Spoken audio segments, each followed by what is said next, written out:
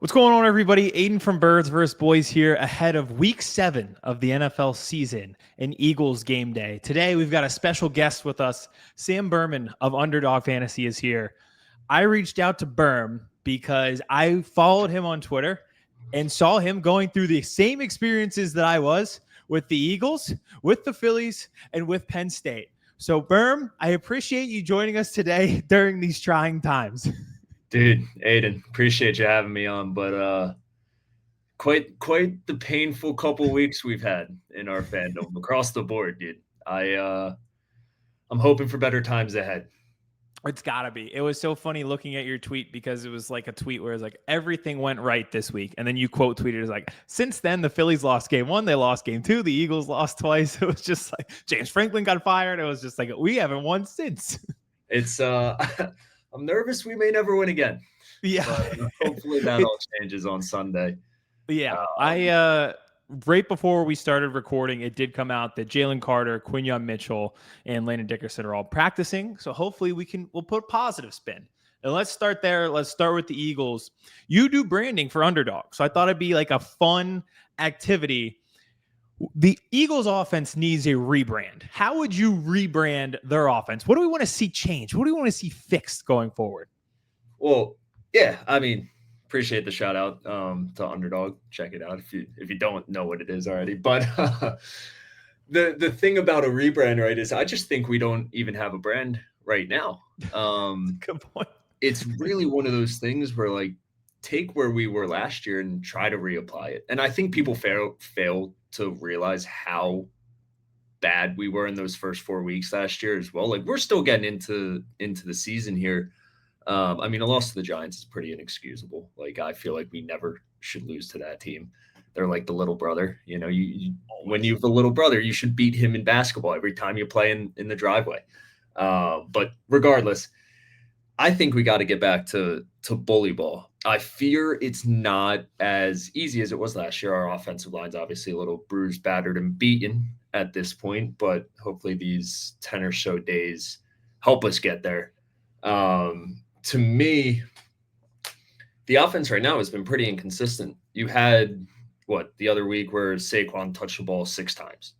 You're like, is that only because AJ Brown and DeVonta Smith complained? Well, yeah. Sure they did, but what happened when we straight away we lost again? And it just, I don't know. To me, it's really all about establishing the run game early. You have this offensive line that you know can perform and has performed for years on end. So you get back, establish the run game. That opens up RPOs, that opens up play action passes that hopefully will then satisfy AJ Brown. And you can get the ball in his hands a little bit more. Mm-hmm. I don't think it's an entire rebrand. I think it's just going back to the roots of Eagles offense. Yeah, I love the way that you put that, where it's not necessarily a rebrand this year. They need to find just some sort of brand, because week in and week out, even half to half really in these games, they seem to lose themselves. Like they'll play really good against the Bucs in the first half, and then they don't complete a pass in the second half. They can't get the running game going. So I feel like establishing something, like you said, being behind that offensive line, hopefully they get healthier as the season goes, wear on people a little bit more. And then it can kind of just open up to like a foundational piece of your offense, I feel like. Yeah, exactly. And one thing to note too, I think we just have really bad juju in this city after they saw 4 straight tush pushes against the Giants. Like the sports gods are like, nah, you guys can't be doing this. Yeah, it did feel a little excessive. It's like, all right, now you're rubbing it in our face. that was like the moment in the offseason when we have the great debate one last time about whether it should be outlawed or not. They're just going to play that on a loop. Just 3 minutes straight of the Eagles running a tush push. Yeah, I hope the sports gods don't completely crucify us. True. Yeah, let's start it this week. On the opposite side of the ball, it feels to me more like a skill issue than a scheme issue. They've made 3 trades overall, not just on defense. Mechie, Tank Bigsby, Ja'Cory Bennett, none of these have really worked out. They're really 0 for 3. But this defense needs talent. It needs bodies. Are we weary to make another trade because it hasn't worked out? Or do you say we just need somebody? We just have to make this trade no matter what out of necessity? Listen, if there's one thing that I've learned as an Eagles fan, it is trust Howie Roseman. Yep. Like at the end of the day, this guy's going to put us in the best position to win football games. He's going to get us the best roster year in and year out. And Yep. I fully believe it. Whether he decides to make a trade, whether he decides to sign someone, he knows more than I, right? Yes. What I do think you want to do is, I don't know, target a Trey Hendrickson, right? Like target an edge who can come in and be an immediate impact. Mm-hmm. Could you go get a guy like Drake Jackson? For sure. Is he going to make an impact? For sure. But the edge depth is a little frightening, especially because we know that has been a staple for an Eagles defense and all of the success that we've had over the last couple of years. So you need to make a change there. I think CJ Gardner-Johnson was released today. He was. Do we think he's going to come back in green? Listen, he's not my favorite player. I'll say it. But I think he comes in and makes an impact. And if anything else, he brings energy. That's how I feel the exact same way about him, where it's like, I'd rather see Makuba learn on the job, but at the same time, if a defense looks lifeless and lacks energy, at least I don't have to worry about him coming in and showing some fight. Like the Giants game, yeah, they lost, but what drove me and incensed me was guys just olaying tackles and being afraid to tackle. Like that, I can just never stand for. We've never had an issue with CJ Gardner-Johnson trying to hit somebody. There's a funny quote. So not to bring up Underdog again, but we just launched a new football show with Skip Bayless, Aqib Talib, Jared McCoy, a few other guys. And there was a funny quote from Aqib on the show. He was like, we were allowed 2 15s a game. So 2 15-yard penalties on defense to kind of lifen everyone up. I don't condone bad plays, but I condone that kind of energy, and I think CJ brings that to the table. And if it worked for a guy like Aqib Talib, who is one of the best at his peak, maybe you should listen to him. It clearly worked for him. So he knows more than I. Yes, exactly. That's like Howie, dude, right? Like I'm listening to the people smarter than me at the end of the day. I was going to say, I'm listening to the people who might know a little bit more than me. But listen, yeah, exactly. If Jackson Dart is trying to spear me on the sideline, I'm going for him. And listen, if I try to rip his chain off, I try to rip his chain off. What do you do? That's 15, but I can live with that 15. It'll bring the energy back, especially, when you're at home in the link. Like there's nothing Philly fans like to see more than that. Absolutely. Now, week 7, they're on the road. Playing the Vikings this week. Huge game for a lot of purposes. One, Vikings are a pretty solid team. Standings-wise, a lot of people are cluttered. There's really no elite team. And we just have to get our swagger back. So how do you see this game going on Sunday against Minnesota? Well, first, I think it comes down to who plays at quarterback for the Vikings. We know one of those guys very, very well. And Carson, has looked pretty good in purple. He's, I think, gotten the ball out faster than every other quarterback those couple weeks he has played, which is the opposite of the Carson I think we know in Philly, right? He loved that hero ball. I would prefer, I think, if JJ were to start, and it's just comes down to the inexperience piece to it all. It comes down to he's still a rookie quarterback. Yes, we've seen some great rookies over the years, but to me, going up against a guy it's always better. Go up against a guy who's inexperienced. I don't know what else I'm trying to say other than that. And Carson knows the Eagles, I think, still pretty well, though it's a little outdated information at this point. What you really need to see is the secondary. I mean, you're going up against arguably the best wide receiver in football. So I think you need to get to the quarterback early and often. Basically, no new news there. I think that's important every single week. But if you can rattle a rookie quarterback early, it means that much more. And hopefully we see this offense figure the frick out. Yeah, let's hope. it's like everything you just said is what I was saying about what they should do to Jackson Dart last week is put a lot of pressure on him. He likes to use his legs. So if you can kind of bottle him up and make him be a decision maker as a young rookie, like that always plays a factor. They did absolutely none of those things against him. So you get a shot at redemption here if JJ McCarthy starts. Yeah. The Vikings are always one of those teams that they're always good. No matter how good they are, though, they're very beatable for some reason. They're like a perfect like balance. Like they're always solid. I never feel like I've played a bad Vikings team. I never feel like we've ever played an elite Vikings team.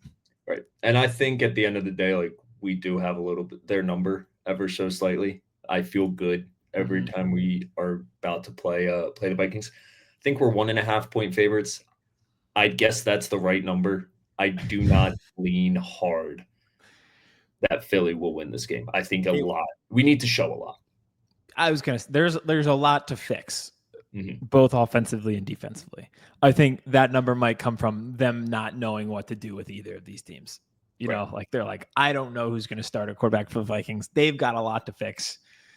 We have a lot to fix. That one's I have no hard lean on this game, but I think it'll be a good game though, at the very least. Yep. And just to put it out there, my outlook on the season is still very optimistic. I know we're talking about the Eagles having a ton of these issues, and they do, rightfully so, and they need to figure them out if we want them to get to where all Eagles fans have that expectation for. But at the end of the day, again, we started so poorly last year, and look what happened. This year, probably in a little bit of a worse position, but I do still think that these guys, we have the talent to figure it out. Absolutely. And it's sometimes we just need to remind ourselves because everything has gone wrong sports wise the past week and a half. Sometimes we just need to sit down and be like, wait, let's be optimistic. We got to remind ourselves we're a good football team. That's where I feel like we're at. Like we needed this mini bye to be like, oh wait, we are good at football. We got this. Yeah, we did win a Super Bowl last year. We did. Yeah. That did happen. Within this calendar year, the Chiefs didn't make it past the 50 for 3 quarters against us. We're pretty good at this. We can do this. Exactly. Let's switch gears a little bit to the team that could not do this, unfortunately. The Phillies. I'm still heartbroken. I'll never be heartbroken. If we want to just eulogize these guys for a few seconds, the floor is yours. I am distraught given everything that went into this core and where we go from here. Yeah. You know, I've tried to not think about this team since last Thursday. I've really, because it just puts me in a bad spot. Yeah. To win 96 games, to be the World Series betting favorite, to really have it all out there in front of you, and to exit the way that the Phillies did. There's nothing to, I mean, I say it as I'm smiling, but like there's nothing to really be happy about. No. At the end of the day, this team was put together to hit the ball in the playoffs. And, you know, I thought our pitching staff was great. I mean, the bullpen seems like a perpetual issue that the Phillies have. And you have your 3-headed monster, for lack of a better term, and Harper, Schwarber, and Turner. They were 1 for 21 in their first 21 at bats, something like that. They finally get the bats going for one game. And then again, I think they had a collective 1 hit in game 5. Yeah. Sorry. So I don't know. To me, you run it back to an extent. I don't think you could sign Schwarber. I don't think. Sorry, I think I'm getting ahead of the questions here, but no, that's where where I was going with it. So I don't know if you can re-sign Schwarber. He's going to want $40 million a year. I love the core of still having Harper and Turner and Bohm and Stott. Your pitching staff, your starting pitching staff is still solid. You got to figure out the bullpen, like spend some money there. Yeah. Do everything you can to keep Sanchez as well. And I don't know. I think you can't completely disband a 96-win team. They won that many games for a reason. Yeah. But it's 3 years straight of the bats going cold in the playoffs. I don't know. I was on the phone with my dad earlier, and he was like, we should trade Harper. And I honestly wasn't that shook about it. No. That's one that I've heard, and people have reacted, shocked.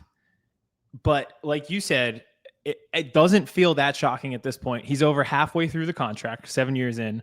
Before the season, he was talking about a contract extension. Statistically, this is the worst season that he's had with the Phillies in these 7 years. So you don't really want to give him a contract extension to go beyond 13 years. So now you're kind of in this like weird predicament with him. So I don't think it's like that far-fetched for him to be the one ending up in trade rumors. Yeah. And it's quite the contract to have. Though, I mean, in reality, it's cheap compared to some of his his associates, I guess. But you really got to do something about not hitting the baseball in the playoffs. It's inexcusable. And I think the issue is, I don't think the solution is bringing back two guys in their 30s and giving them multi-year contracts. And that sucks because it's just like the game of musical chairs ended without Schwarber and Realmuto getting a seat. It doesn't mean that they don't deserve to have a seat. That's just an unfair game of musical chairs right now. They're, like you said, they're just like a weird anomaly. They're a 96-win team. They win the division yet again. And at the end of the day, we're in the same exact situation as we were for the past 3-4 years, playoff wise, talking about in the most important moment of your season, the bats aren't there. Mm-hmm. And it just stings because you're like, I don't want to quit because I know their potential. I know what it looks like when those bats are alive. Yep.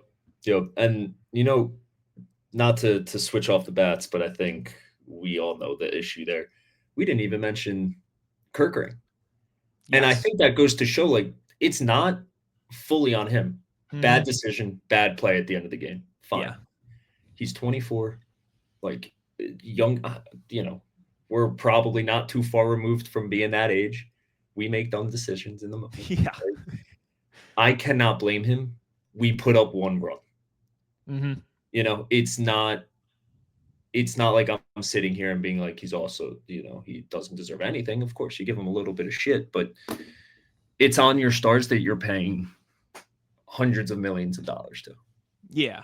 It feels unfair that he has to wear the face of this, where it's such a unique blunder that everyone's going to go back and replay that play. But like you said, that was a play that occurred in the bottom of the 12th inning. It's like you're just waiting to see who makes the mistake first, who blinks first. It was us. We blinked first.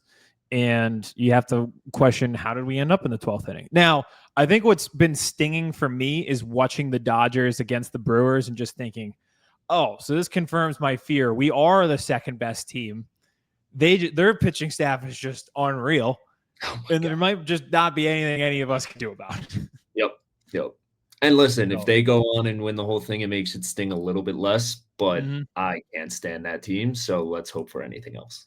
And it makes it almost in a way, like you said, it stings a little bit less because you confirm like, oh yeah, we are better than all these other teams. But in a way, it also stings more because I'm like, our pitching staff kept up with this like generational pitching run that they're on. Like that if they win the World Series, they might go down as the best pitching staff of all time. And we were right there with them. Yep. Crazy. And we didn't even have Zach Wheeler for that. So it's crazy. I was about to say the exact same thing. We'll switch gears one more time because, again, we have to cover it all. It's been a crazy 2 weeks. I watched your video on Penn State football and why they made the decision now to get rid of James Franklin. Can you please? It was dead on 100% accuracy, everything that you said. Can you please explain it to the people nationally who might not follow Penn State closely, why this move was an absolute necessity? Yep. Yeah, for sure. This is this is a topic I feel quite passionate about.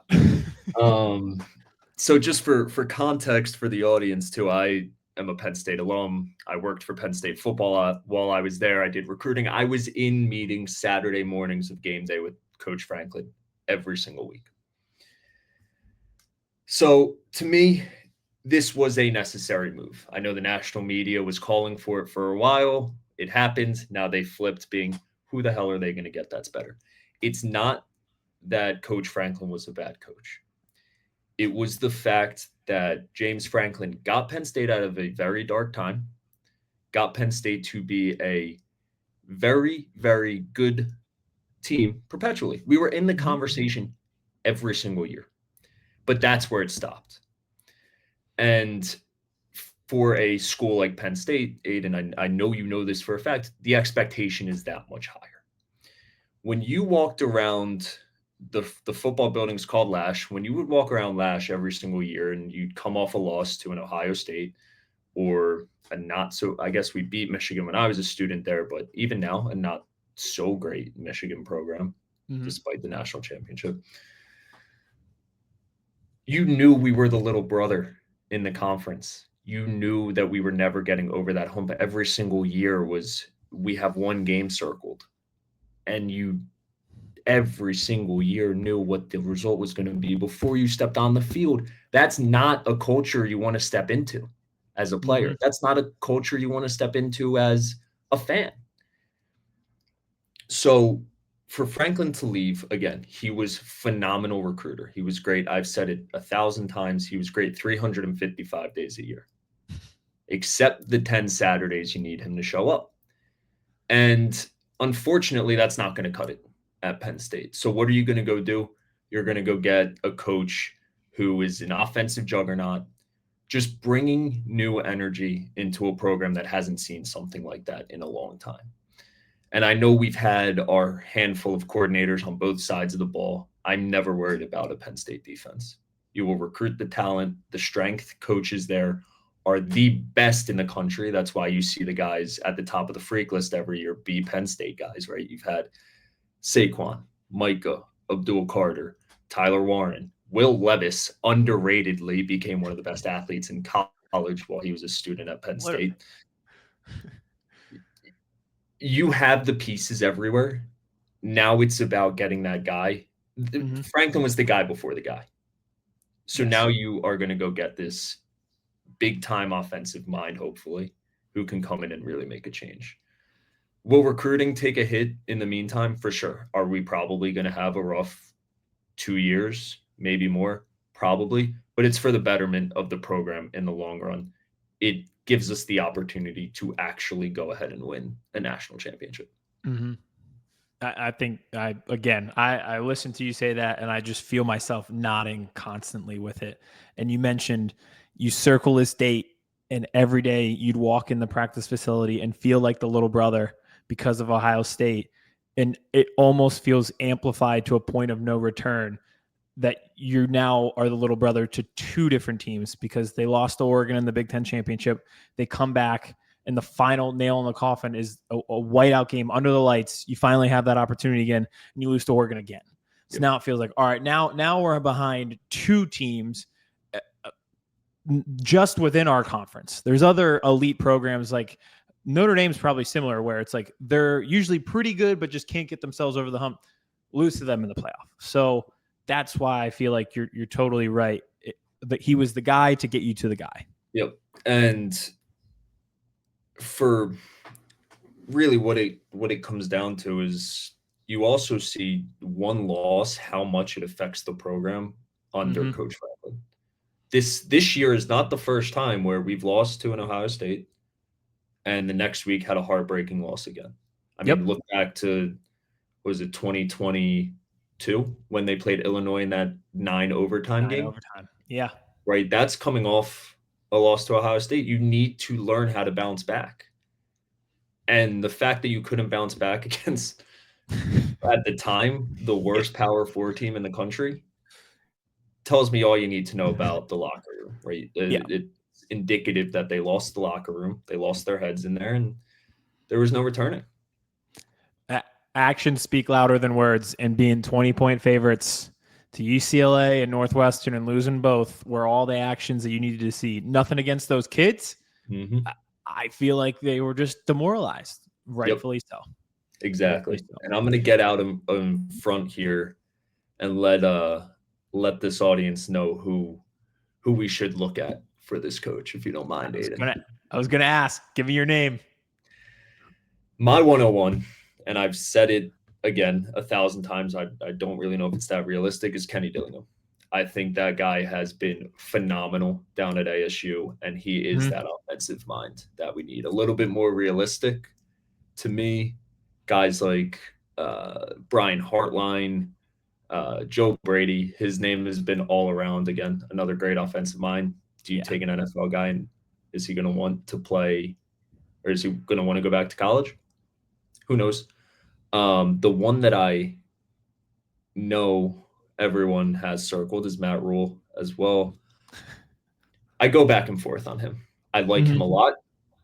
He is really he's a state college guy, and he coached at Temple. Like, he has his roots in PA, and we love that.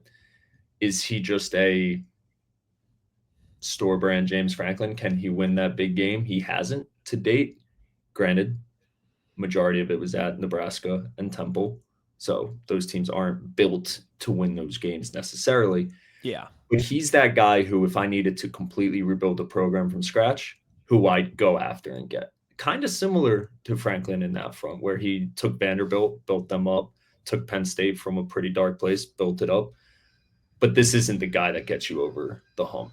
Do I love the idea of a Kurt Signetti? Yes. Is he going to leave? I doubt it. Do you make the calls to Lane Kiffin, to Marcus Freeman, to even Dabo down at Clemson? Sure. None of them really are fits. The Mike Elkos of the world, fine. Drinkowitz, fine. I'd be probably a lot more happy with Elko than anyone else. But my buddy just floated me a name, a guy who I worked at Penn State football with. And, I don't know much about Jed, the Washington coach. But he said, and I trust this guy with my life, that he's a good option. And this one that he just floated to me, bring in Urban Meyer, have him bring in Larry Johnson back as the DC. Hartline comes over as his OC from OSU. He's now in line to be the head coach in 4 years versus a decade at Ohio State behind Ryan Day. I think that wins you a lot of football games right there. I can't argue with the strategy of this whole time. It's like, how do we beat Ohio State? It's like, what if we just mirrored everything that Ohio State has done? Well, it seems to be working for them. Let's try that. Exactly. I don't hate that strategy at all. It'll be an interesting coach search because I think a lot of those names, I don't think there's a perfect fit, but I think there's a lot of pros with all those guys. And we've got half a season really to kind of figure it out along the way. And I think a lot of NIL money to figure it out with. So we'll see. I don't know. $50 million is a lot of money to give to a guy who's no longer coaching your program. I'm from Harrisburg originally, where West Shore home is. I'm like, there's not that much space left on the West Shore for West Shore homes. We got to build a whole lot more homes on the West Shore in order to afford this. Yep. I'm curious, who's your 101, one guy you would love? I think Dillingham from Arizona State. I think that was a great choice by you because I really like his energy. Matt Rule, as I went to Temple, I grew up a Penn State football fan. Matt Rule, to me, to circle it all the way back, his brand is program builder. Like, I think Temple was in the dumps. He brought them out to the levels of success they haven't seen. Baylor, the situation that they were in, he pulls them out. Nebraska hadn't seen relevancy. He brings them a little bit back. But he's not, to me, like this like elite coach that is going to end up like getting you on a stage with Kirby Smart down at Georgia. I just don't think he is. So I'm worried that they'd run into the same situation with James Franklin, despite I think Matt Rule is an awesome program builder. Penn State is beyond building a program. I think Dillingham is a good one because he's young. runs an offense successfully down there at Arizona State. They have less parts to work with than a Penn State does, and they still have had success. They still made a college football playoff. So I think that's a really interesting one to look at too. But we'll see. There's a lot of good names. That we will. I will be tweeting a lot about it, I'm sure. My dad just sent me a fake screenshot that Urban Meyer did get the job while we were on this call. He said, fake question mark? I said, gotta be. But maybe we can will it into existence, Aidan. Who knows? Yeah. We will see. It's going to be fun. He was ready. You got to tell him, check out this episode, because you're like, listen, we talked about it as you almost spoke it into existence. Exactly. We will see. It's going to be a fun few months. I have all the confidence in the world that Terry Smith, the interim head coach, is the right guy for the job for now. I worked under him while I was at the program, recruiting DBs with him, and hell of a guy. Love him to death. Wishing him the best and good luck on that front. But I'm going in with no expectations for the rest of the season, and we'll see what happens. Yeah, I think you punt on this season, but I don't think this is far from the end. I think they're gonna end up successful in the long run, no matter who it might be. Berm, I appreciate you joining us. Like I said, I reached out. Next time we're gonna do it after a great week. We'll have you on after the Eagles win and Penn State. Joe Brady's hired as Penn State's new coach, and we're really excited. He's got that Pagulia ice money. Like, we'll be on positive terms. But before we get you out of here, let everybody know where they can find you, the work that you do with Underdog, and so they can follow you on all your social channels. For sure. Yeah. Really just active on Twitter at the Sam Berman on, I guess it's called X now, so I should say that. But yeah, check out Underdog as well. Fantasy sports, getting into sports betting and prediction markets down the line as well. But Aidan, dude, was a pleasure to finally put like a true face to the name. I've been following you for a long time. Love the content you put out, and appreciate you just taking a chance and having me on here. And I completely agree. Next time I'm on here, it's going to be all positive vibes. Yep. And the more optimistic vibes. Exactly. Let's have some fun. Let's go get a win on Sunday in Minnesota, and we'll talk soon, my friend. Love it. Thank you so much for joining us. Thanks, dude. Chris Hansen here, and I'm going to need you all to take a seat right over there and check out Birds versus Boys. I think you're completely right here, and I hate it. Hey, idiots. Stop doing dumb things. I got 2 phones. Upset alert. I might go insane. I think you're already there. There's no hope. Hope is gone. If this was an AFC North podcast, we'd be done in 15 minutes. Bob Hope. I'm going to drink bleach. That is the team you promised me you were going to be this year. This is the Consciously Hopeful podcast. I'll be watching.